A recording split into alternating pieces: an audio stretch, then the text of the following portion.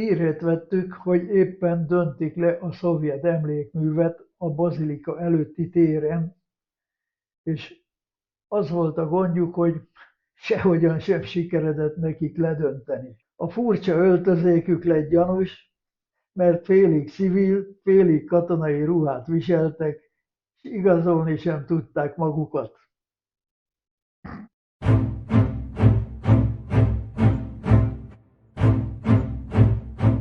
4-5 barátommal, s pár hetedikes, nyolcadikos fiúval be is állítottunk az iskolai pedelushoz,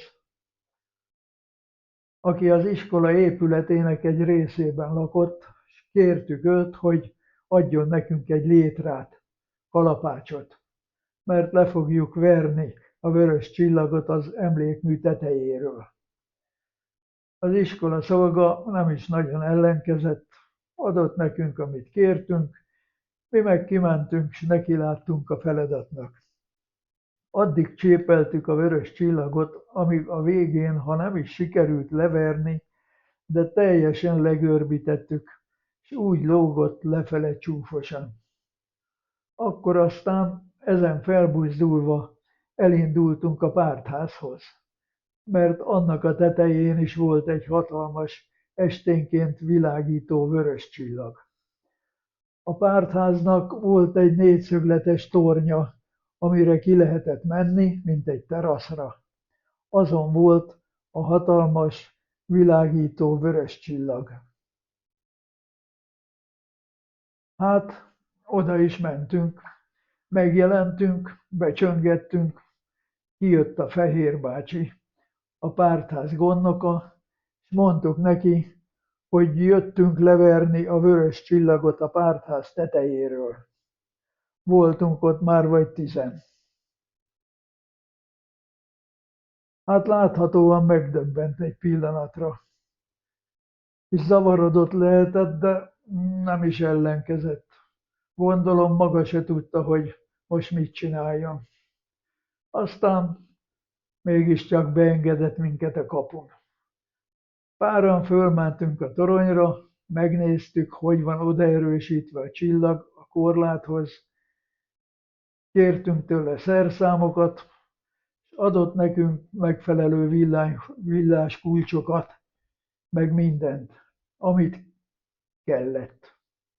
Mi pedig szóltunk a lent maradtaknak, hogy menjenek messzebbre, addig mesterkedtünk, amíg a hatalmas vörös csillag lezuhant a földre, az ágai elgörbültek, és az üveg ripityára tört.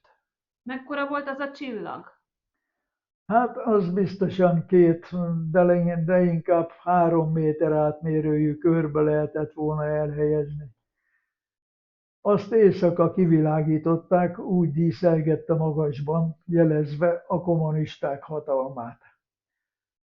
Nagyon meg voltunk magunkkal elégedve, s hangos zsivajjal hagytuk el a helyszínt. Később kis csillagászokként emlegettek minket. Érdekes élmény volt számomra az egyik szokásos váci útunk is, amikor hírét vettük, hogy éppen döntik le a szovjet emlékművet a bazilika előtti téren. És az volt a gondjuk, hogy sehogy sem sikeredett nekik ledönteni. Ekkor apámékkal odamentünk segíteni, és kötelekkel, teherautókkal húzva döntötték le az utált obeliszket. Eközben engem apám elküldött, hogy kérdezzem meg az iskolámban, ami talán 50 méterre volt az emlékműtől, hogy mikor lesz a tanítás. De semmit nem tudtak mondani, sőt, mi több, senkivel nem is tudtam szóba állni, mert be volt zárva. Csak a kapura volt kiírva, hogy a tanítás szünetel. Mire visszamentem, az emlékmű már a földön feküdt összetörve, és a nagy tömeg újjongott körülötte. Mit csináltatok az obeliszkkel? Én nem sokat, csak egy szemlélő voltam. Már nagy tömeg volt a téren, mire végül is sikerült ledönteni az emlékművet. Sokat nem is időztünk ott, mert indulnunk kellett, vittük hazafele azt, amit a Vörösházból vételeztek apámék a község számára. Teltek a napok, és mindig voltak érdekes események a faluban. Hírre jött, hogy Vácon kiengedték a politikai rabokat a börtönből. Sokan igyekeznek Pest felé az országúton, még gyalog is. Ekkor kinyitották az autópihenő vendéglőt, és ott ételt főzve enni adtak a Pest felé igyekvőknek, és még ruhadarabokkal is ellátták azt, akinek szüksége volt rá. Aztán menekülő ávósokról lehetett hallani, és ezért a nemzetőrök megállították az országúton közlekedő autókat, és igazoltatták a bent ülőket. Akkor még nagyon kevés személyautó járt az utakon, és azok egyike sem volt magánkézben jóformán. Barátaim és én mindenhol ott voltunk. Érdekes, izgalmas volt számunkra az új élet, ami a községben folyt. Egy alkalommal láttuk, hogy egy autóból kiszállítottak a nemzetőrök pár embert, megbilincselik őket, majd bevitték őket a tanácsházára, ahol a nemzetőrség parancsnoksága is volt. A furcsa öltözékük lett gyanús, mert félig civil, félig katonai ruhát viseltek. Igazolni sem tudták magukat. A mi feladatunk az volt, hogy az út mellett készenlétből álló hókotrót behúzzuk az út közepére, ha megjelent egy közeledő autó.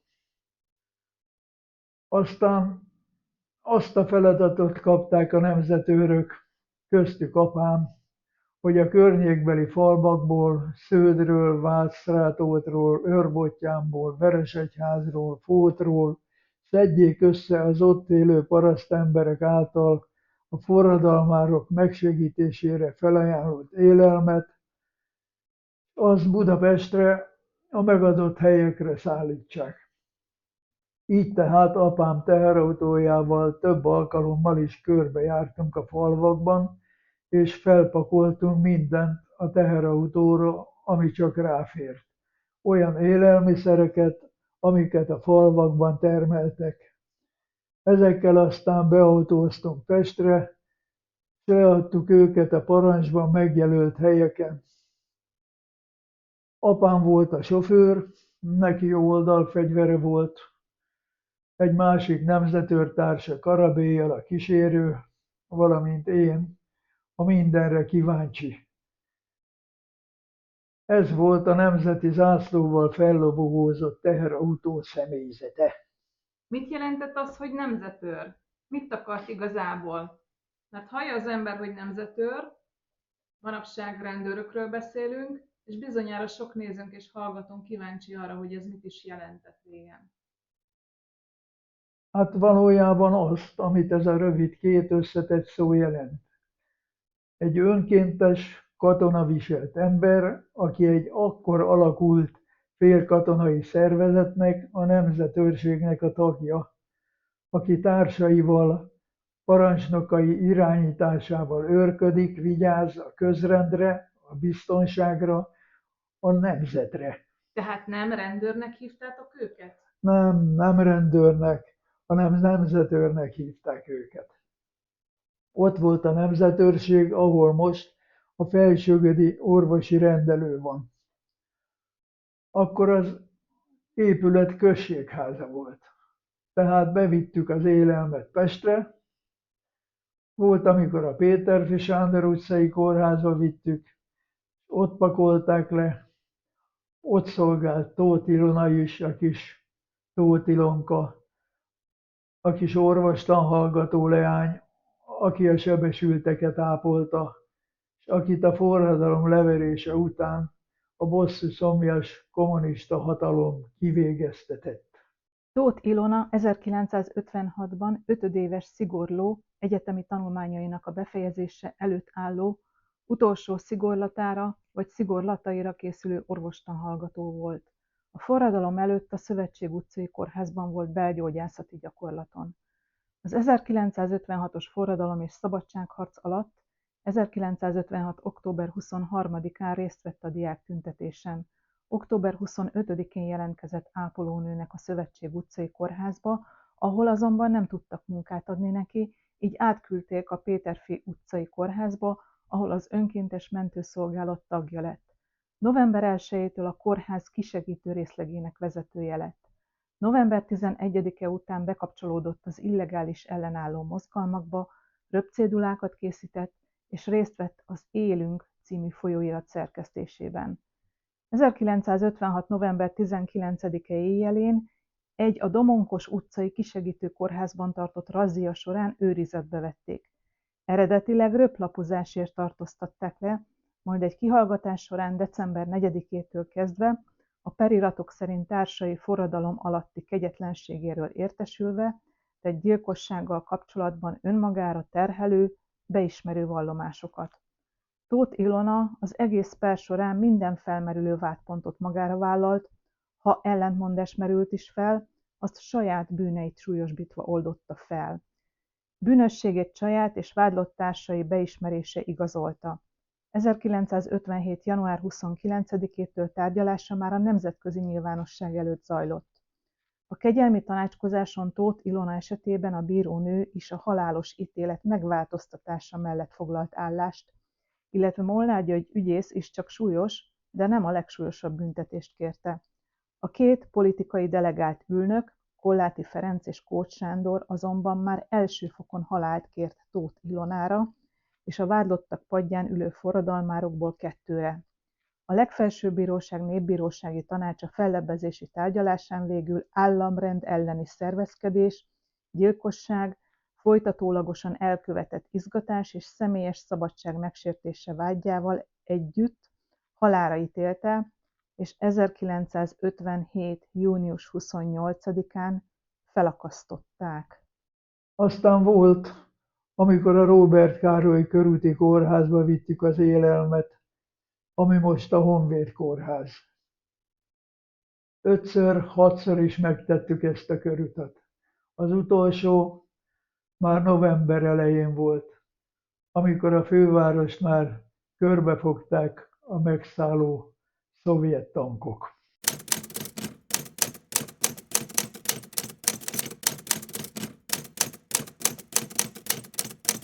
Tanakodtunk, aztán végül is arra jutottunk, hogy ha már van fegyverünk, akkor használni is fogjuk őket.